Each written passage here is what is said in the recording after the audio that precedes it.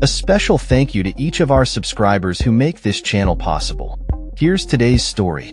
In a historic ruling, Bangladesh's special tribunal has sentenced the country's former Prime Minister, Sheikh Hasina, to death for crimes against humanity, marking a significant turn in the nation's political narrative. The verdict, delivered by a three-member bench headed by Justice M.D. Ghulam Mortuza Majumdar, comes after a lengthy trial that has captivated the nation and drawn international attention. The case centers around the violent crackdown on a student-led uprising in July and August of last year, which resulted in the deaths of hundreds of protesters. The tribunal's decision was broadcast live, reflecting the high stakes involved in this politically charged trial.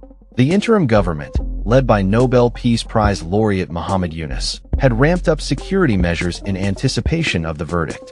Soldiers, paramilitary border guards, and police were deployed across Dhaka and other parts of the country to maintain order amidst fears of unrest.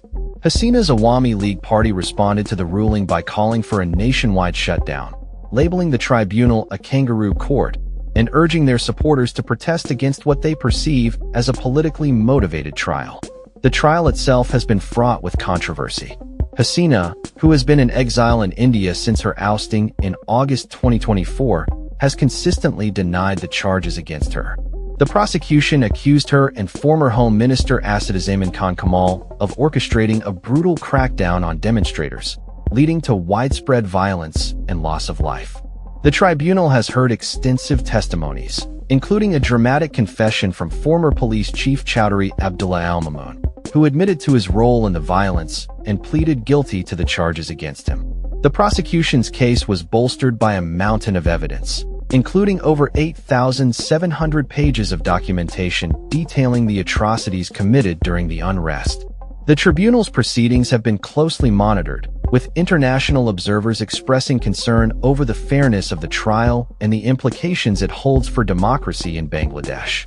As the verdict was read, it signaled not only a potential end to Hasina's political career, but also a broader shift in Bangladesh's governance.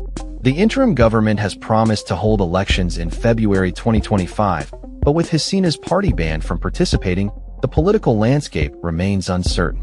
Many fear that the ruling could lead to increased tensions and violence, as supporters of Hasina mobilize in response to the verdict. The fallout from this ruling will likely reverberate throughout the region, as Bangladesh grapples with its identity and the future of its democracy.